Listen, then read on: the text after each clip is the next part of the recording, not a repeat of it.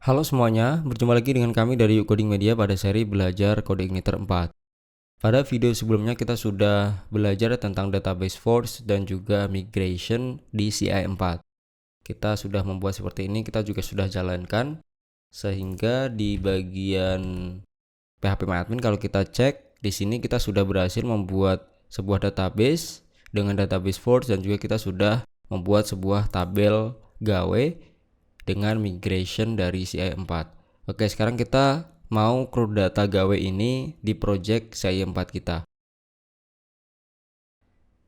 Lah di sini kemarin kita bikin sebuah routes gawe mengarah ke gawe index. Ini sebenarnya nggak ada juga nggak masalah sih, karena kita tidak menggunakan route resource.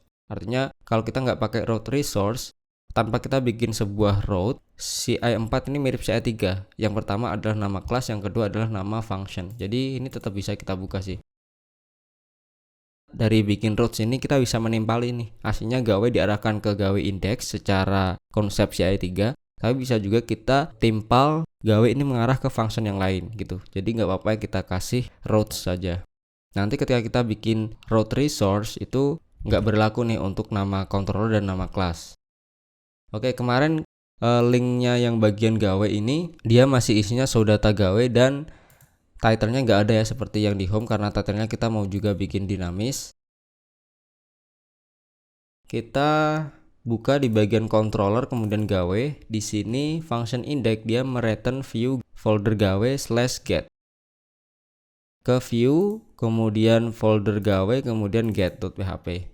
Lah di sini di bagian home kita copy bagian section title-nya, taruh di atasnya section content di sini. Di sini bisa kita ganti semisal data gawe ini ya. Kita refresh, nah dia muncul data gawe di sini home. Oke, sebelum tampil data tentunya kita perlu siapkan tampilannya ya. Untuk tampil datanya, tabelnya, kemudian button tambah dan lain sebagainya. Kita bisa cek di template-nya, ke public, kemudian template, kemudian di bagian pages. Agak lama ya. Atau kalau teman-teman projectnya taruh di htdocs atau www dari Laragon, bisa ke localhost, nama foldernya apa, kemudian ke public, kemudian template, kemudian pages. Nah, sama saja ya. Nah, di sini kita coba cari yang bagian tabel.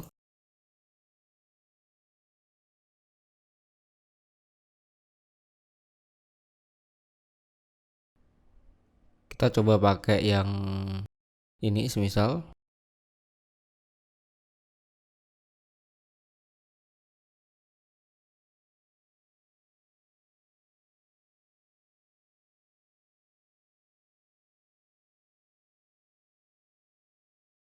Kita ambil bagian div class tabel responsive ini ya. Kita klik kanan kalau di Chrome, kemudian kita copy elemen. Di sini di dalamnya sini ya. Kita paste, kita rapikan dulu.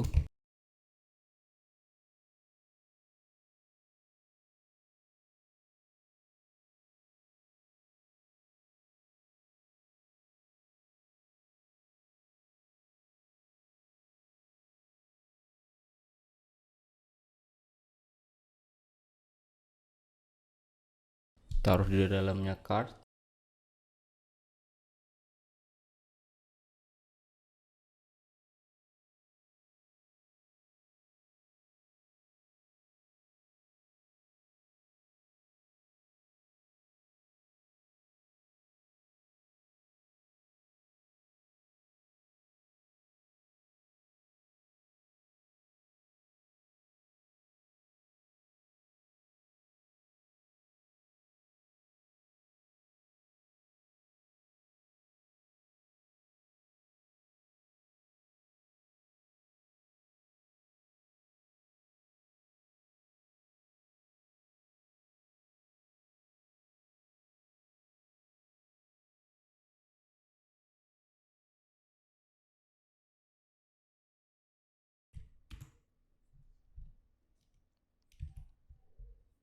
Jadi tadi di bagian section body kita tambahkan div class card, tutupnya paling bawah sini, kemudian kita kasih div class card header. Untuk headernya kita kasih H4 biar tampilannya menarik. Kemudian kita kasih div card body, sekalian aja tabel responsif biar kalau di minimize ada scrollnya ini. Kemudian di sini ada tabel kelas tabel stripe, tabel MD, ini kelas-kelas dari Bootstrap seperti ini, sesuai ya. Sekarang saya perlihatkan lagi scriptnya.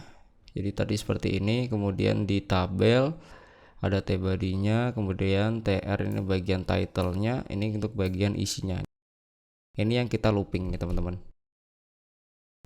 Oke, sekarang saya mau coba tambahkan sebuah data ya, insert data langsung ke PHP admin. Kita juga bisa pakai seeder sih, cuma di sini saya coba aja untuk ngisi dari sini.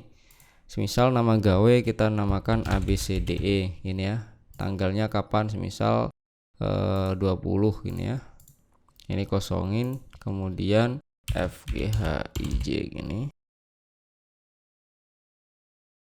ada dua data misal seperti ini.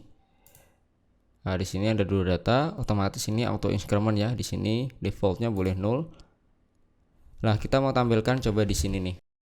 Yang perlu kita lakukan di bagian controller ini, sebelum kita return view, kita kan mau lempar sebuah data gawe ya dari database. Di sini berarti kita perlu lakukan query builder. Ini kita pakai query builder dan langsung di controller ya. Jadi konsepnya agak beda. Kalau di CI3 sama CI4, CI3 dia ada controller, view, model. Modelnya di situ untuk query builder. Kalau di sini CI4 itu mirip-mirip dengan Laravel. Jadi dia sudah ada modeling data. Intinya tanpa kita perlu jalankan query builder itu sudah bisa mendapatkan data-data dari bawaan modeling datanya.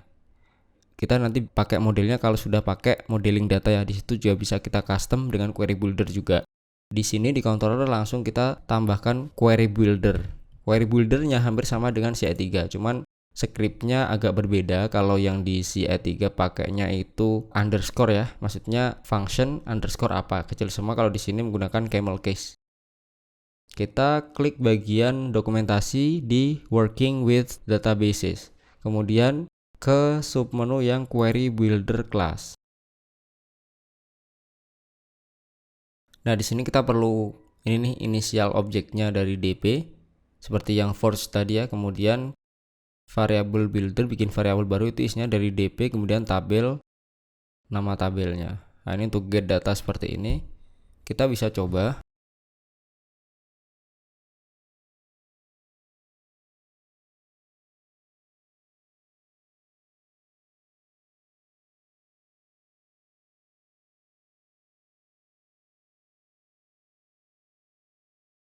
Misal saya nggak mau return, saya mau tampilkan dulu nih datanya.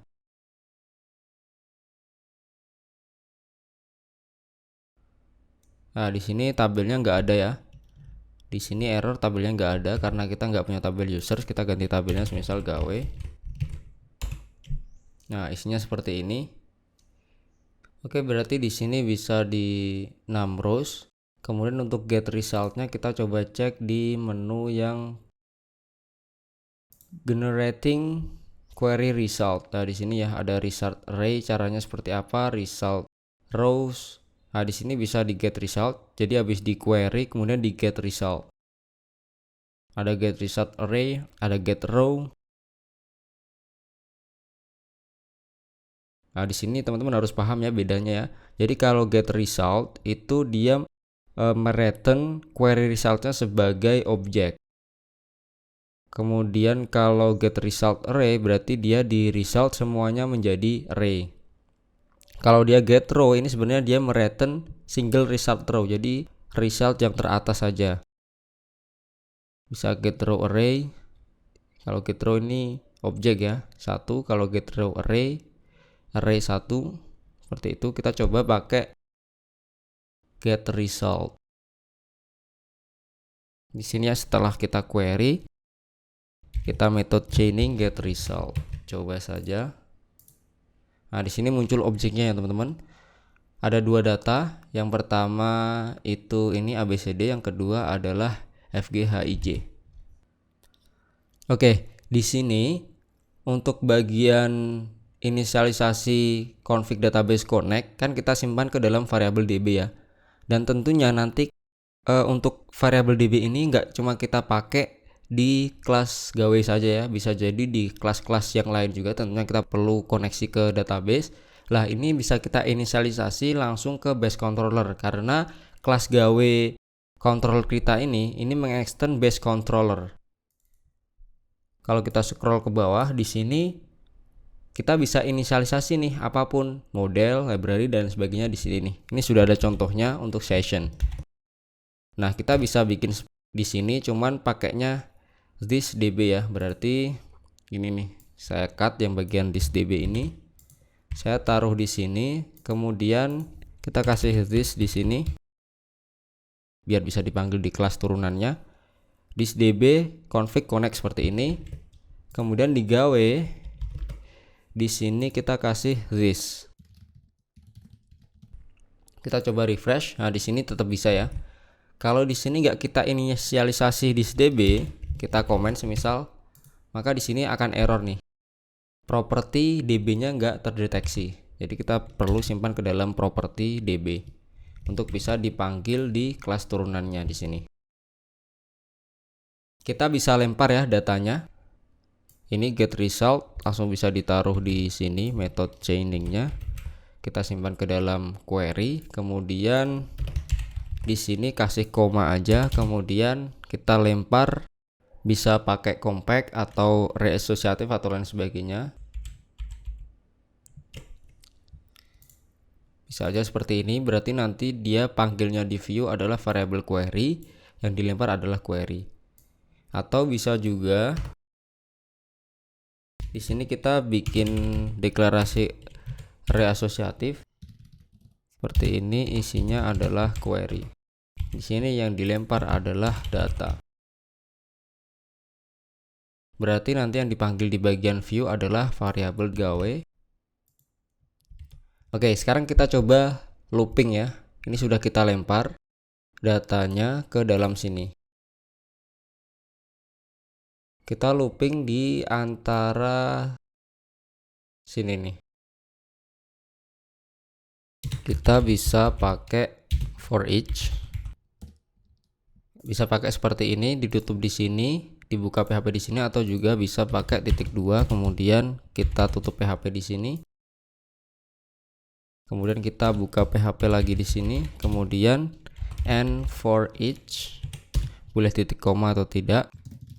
Seperti ini. Di sini nama variabelnya adalah yang kita lempar ini. Kalau tadi pakai compact query berarti di sini query. Kalau di sini kita deklarasikan gawe berarti yang di sini variabel ini kita ganti gawe. Kemudian kita refresh. Nah, di sini otomatis jadi 2 ya, tapi datanya belum dinamis karena belum kita panggil. Di sini kita panggil key aja. Key kan dimulai dari 0 nih. Berarti key plus 1. Kemudian ini nanti dari, oh ya, di sini kita sesuaikan dulu nih titlenya, ada nama gawe, data gawe.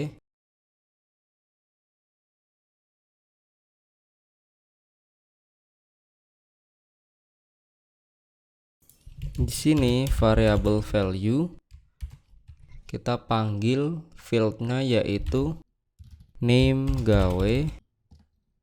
Kemudian kita copy. Kita taruh yang di sini adalah tanggal gawe, date gawe, kemudian info gawe.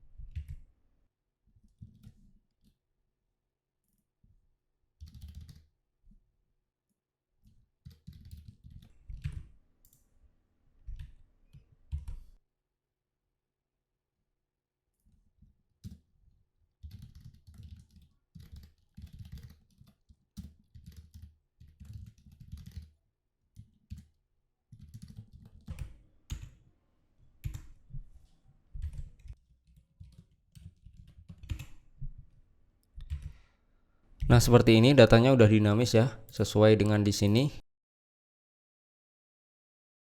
Ini kita sudah berhasil tampil data dari database dengan menggunakan query builder di CI 4. Saya coba ulang lagi. Tadi di gawe kita bikin seperti ini.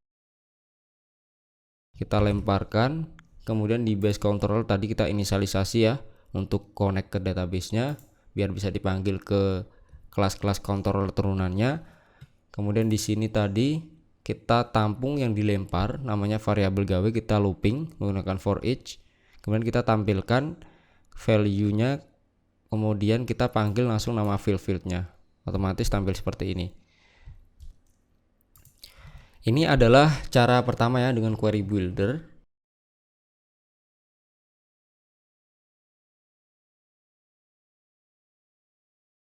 Nah, kita bisa juga pakai cara yang lain nih.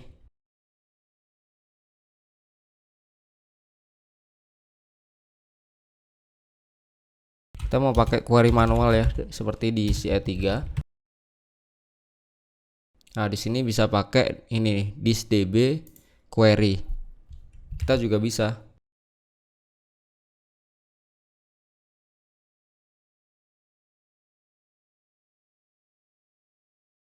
Query-nya ada di dalam sini nih, query SQL-nya. Misal select bintang